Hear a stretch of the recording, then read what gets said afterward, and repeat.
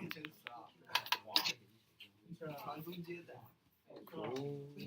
you hear me now? Great. Awesome. All right.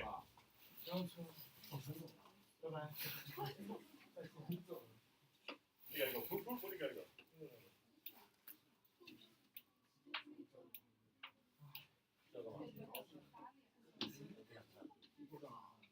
Okay, so what I want to do today is focus on the last 3 chapters for review. Not for a test, just a review. Now, I know most of you guys probably skimmed it or just whatever, and once again, the problem with the schedule goes back to the fact you have 4 weeks off. I can't control that. It sucks, but I can't control that. I wish you had like a week off or 2 weeks off. We kind of spread it out a little bit. But I understand the fact that because of the fact that we have 4 weeks off, we really didn't have a chance to go over those last 2 chapters. This gives us an opportunity to kind of skim over these chapters so that at least you know some background information. So that's why if you have your textbooks, you may need them. So some of the stuff you need to answer just in case you've forgotten what this stuff is all about. Now, period 5 is what we're in right now. Period 5 goes from 1844 to 1877. So right now we're at 1860. This will continue until 1877. 1877 is the end of Reconstruction. After the war is over, when something is broken, what do you have to do? You gotta fix it. Hence Reconstruction, right? So, the first concept in this period 5, is this. The U.S. became more connected with the world, pursued an expansionist foreign policy in the Western Hemisphere, and emerged as the destination for many immigrants from other countries. Right off the bat, that last part there, immigrants from other countries. What countries are they talking about? Irish, German, who else? Chinese and Japanese. So you already have the idea in your head. You've already got the idea, the countries that people are coming from. Now let's go a little bit deeper for a moment, okay? Letter A. Remember, you guys can work together in your rows if you want to. Remember, guys, realize this. You work better as a group than you do as individuals. Trust me. This packet is massive, by the way. This packet is massive. When I got this packet, the teacher gave it to me and said this. Make sure they work in groups because it's really freaking big. And I'm like, really, dude? He's like, trust me, don't do it in groups, dude. So, as we're going through this, you clearly want to work together on this. Trust me, it'll make your life so much easier. So, for example, and this is, you don't have to do it like I say you do it. Like, you do A, you do B, you do C. And then collaborate together. Now, let's do the first one together, though. Let's do the first one together as a group, okay? As a class, all right? Now, the first one here, it says, popular enthusiasm for U.S. expansion, bolstered by economic and security interest, resulted in the acquisition of new territories, substantial migration westward, and new overseas initiatives. Let's look at A together as a class. All right, we're all ready, guys? The desire for access to natural and mineral resources in the hope of many settlers for economic opportunities or religious refuge led to an increased migration to the settlement in the West. You should have at least 3 or 4 examples that we can now use to actually answer that question in more detail. They give you what's happening, now you have to make it more detailed. And let me give you an example of one event that happened. I'll give you an example right now.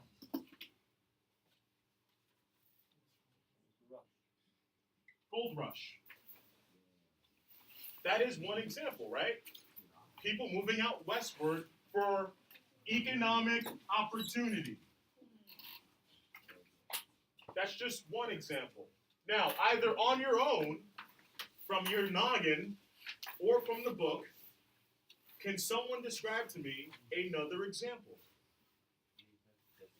Well, that's like the big picture. Yeah, that's true. I agree 100%. Manifest Destiny is telling us to go out west, right? And to be honest, Manifest Destiny is going to be in the B part. It's in B right now. So we don't have to actually say that right now. But once again, once again, another key term to be in your heads is Manifest Destiny. What else can we say for A, though? Remember, economic and religious. Reasons for going out west. Who said? Wait, what'd you say first? Friendly God. Friendly God? Friendly God. Friendly God. Oh, friendly God. Friendly God. What? Instruction from God. Oh, who was that person though? Remember who that person was? Who instructed God? You see, he said the name of the group. Well, who was the guy who said, I went into the woods? It's like, okay, I'm a friendly God too. Is it William Walker? William Walker? No, not William Walker. No. Adam Walker. Remember the guy's name?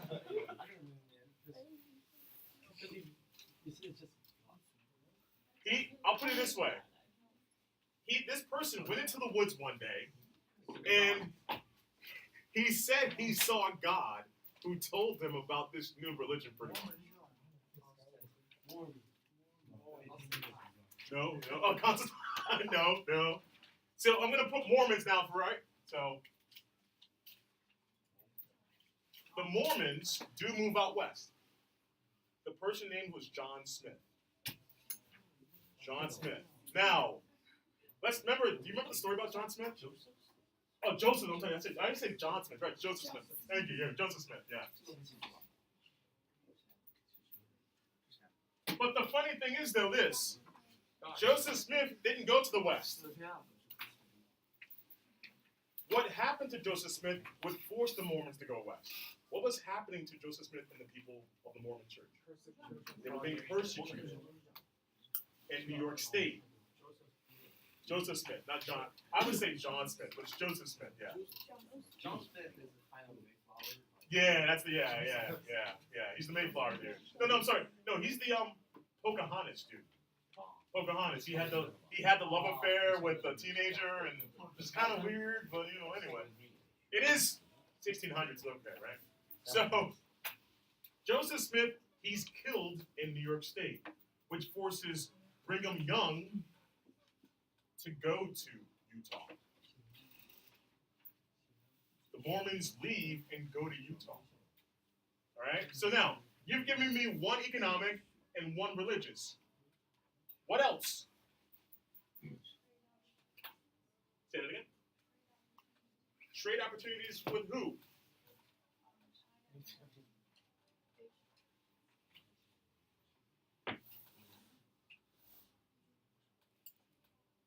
Let's hold off on that for now. Because that will become a part of this. Let's hold off on that for now. Only because they don't mention trading here just yet. But remember, keep that in your back pocket for now, okay? I have a question. Yes, please. I have an answer. Yeah. America has already found California. They can go directly from California to Asia. Why they still want the Panama? Ah, okay. Cool. Now, this is the thing, right? Here's New York, right? Now, you got a ship that you have goods to go to California. You can either take the land route. Now, you really can't take a ship on a land route, right? So what do? You got to go all the way around. Oh, yeah, right here. Here's perfect. You got to go from here. Now, there's no canal here, so you have to go all the way around South America to get to California. That's a long-ass trip, right? That's a long-ass trip. Now, when the canal was built in 1904, 1905, you do this. See the difference? That's the major difference, to be honest. It saves you time, saves you money. Panama is right here. Panama's right there. Yeah. I believe it would be faster if we were just walking.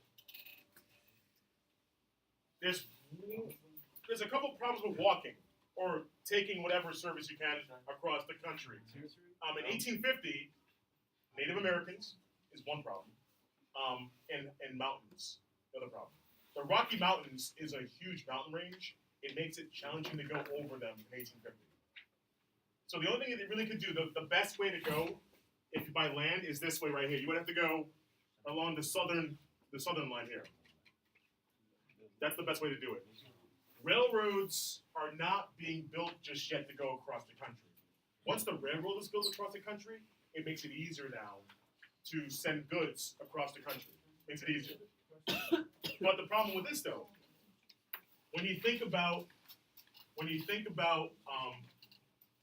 I talked to a guy who deals with logistics, and this is what he told me. He said, you can load a train and have about, he said like 100 to 200 crates. On the boat, you can get like 5,000. So you can do more on a ship than on a train. Like the guy said, on a big ship, you can put 5,000 crates on those bad boys and like send it across the country or whatever you want to go to. The train, like 200. So like ships tend to do more. You can send more goods. It's more efficient. Yeah, that's what. Yeah. I mean, that's the. But remember, the train is safer because it's on a track. Ships may actually sink, and you lose everything. So it's like there's pros and cons to both, pretty much, right? Yeah. What else though? What else? Give me two more tips. I'm sorry. Yeah. Why don't they use it on the East Coast? Why don't they build? They do build on the East Coast. They do. So why do they need Oh, it's about trading, not about shipping. It's about trading. They built the canal to make it faster and cheaper for people to send their goods to Asia. That's the reason why they do it. Oh, you mean from the West Coast? I see what you're talking about. Oh, I see. Oh, no, that's what. That's what it is. From the West Coast, yeah. They eventually start doing that anyway. They start doing that anyway. All the factories are on the East Coast. That's the problem. Remember, think about the year, guys. Hey, guys, remember, the year is 1850. All the factories at this moment are on the East Coast. So they're focusing on the East Coast mentality. Remember, California becomes a state in what year? 1850. California has no factories yet, so we gotta wait a while before the factories are on that West Coast. So anything else though for A? Mexico-American War. Thank you so much. Thank you.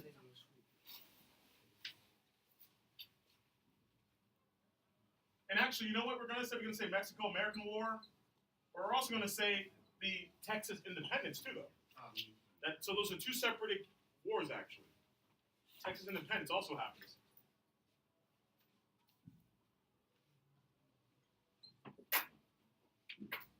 All right. So let's do the next one together, and then I want you guys to do the next one on your own.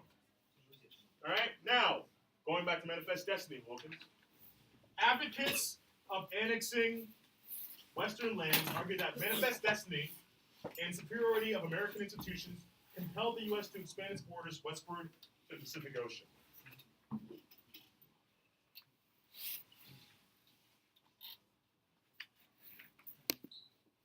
Okay, cool. Still make sure it's still open. All right, cool.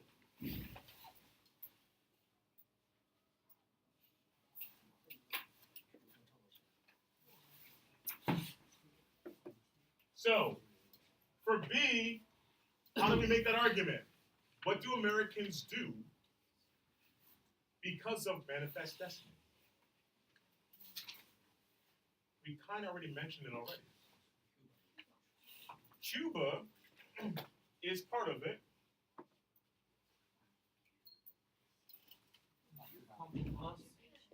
Asia. So you're talking about Japan and China. Panama is not until the 20th century, so we can't do Panama just yet. Compromise. Which compromise? Is that really the time? Oh, I'm looking at the. That's why I'm looking at the wrong clock. I was like, I've got 20 minutes. All right. So we will continue with this tomorrow, actually. Okay. All right. Take care, guys.